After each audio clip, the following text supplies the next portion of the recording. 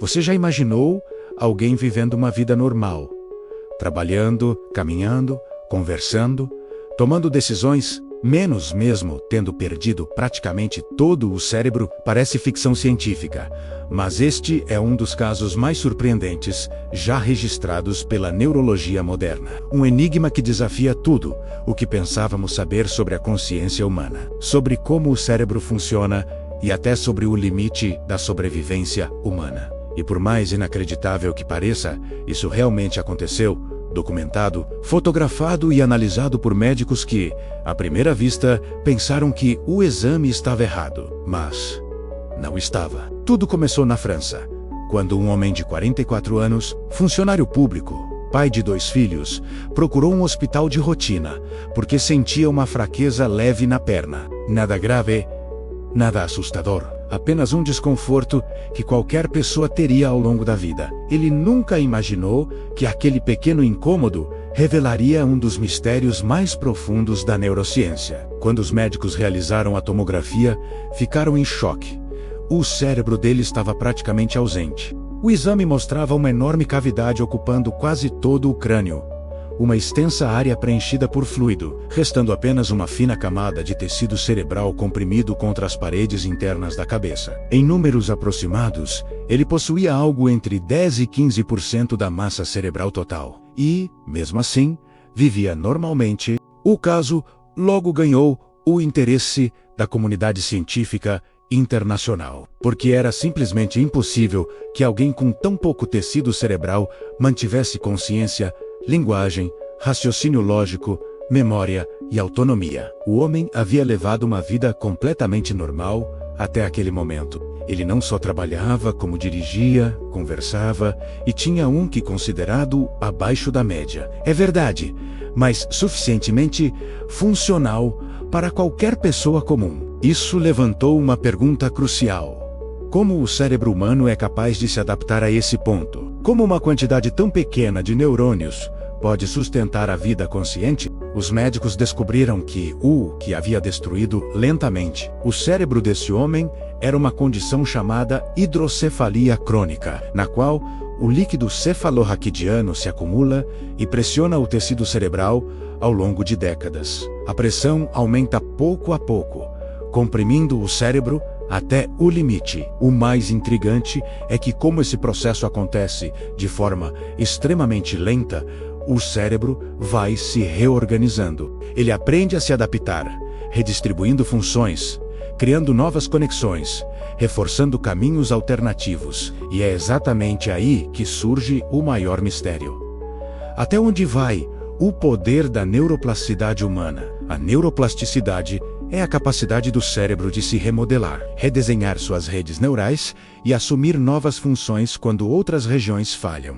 Ela é observada em pessoas que sofreram acidentes, derrames, traumatismos ou que tiveram partes do cérebro removidas para tratar condições graves como epilepsia. Mas nada, absolutamente nada, se compara a esse caso. Neurólogos do mundo inteiro revisaram exames, discutiram teorias e ainda hoje não há uma resposta definitiva. Alguns acreditam que a fina camada de neurônios remanescente conseguiu se organizar de maneira tão eficiente que, mesmo comprimida, manteve habilidades essenciais. Outros sugerem que o cérebro possuía redundâncias naturais que foram suficientes para a sobrevivência. Há ainda aqueles que defendem que o caso prova que usamos muito menos da capacidade física total do órgão do que imaginamos. Não porque usamos 10%, como dizem os mitos, mas porque o cérebro, se preciso, se reorganiza de formas que a ciência ainda não compreende totalmente. A história desse homem também abriu portas para pesquisas sobre a verdadeira relação entre massa cerebral e inteligência. Sabemos que tamanho não determina capacidade, já que animais com cérebros enormes não são necessariamente mais inteligentes que seres humanos. E alguns pássaros extremamente inteligentes possuem cérebros minúsculos. O que importa, ao que tudo indica, é a conectividade. A forma como as redes se interligam, como a informação circula, como o cérebro economiza energia. E o caso francês é a prova mais radical de que a eficiência pode ser muito mais importante do que o volume. Esse enigma também reacendeu debates sobre consciência. Afinal, Se alguém com apenas 10% da massa cerebral pode manter identidade, memória, autonomia, raciocínio, então como exatamente a consciência emerge? Ela depende de um número fixo de neurônios? Ou depende apenas das conexões certas? E será que nossos modelos atuais de como o cérebro produz o eu estão profundamente incompletos? Muitos pesquisadores acreditam que sim. O mais impressionante é que, até o momento da descoberta, o homem não apresentava sinais de sofrimento neurológico. Ele cresceu, estudou, trabalhou, constituiu família, tudo dentro da normalidade. A hidrocefalia silenciosa simplesmente empurrou seu cérebro para os limites físicos, enquanto ele seguia, vivendo sem imaginar a extensão do dano. A ciência ainda debate como isso foi possível. Talvez ele seja uma exceção extrema, uma combinação improvável de adaptação biológica, genética e desenvolvimento neuronal. Ou talvez existam outros casos por aí.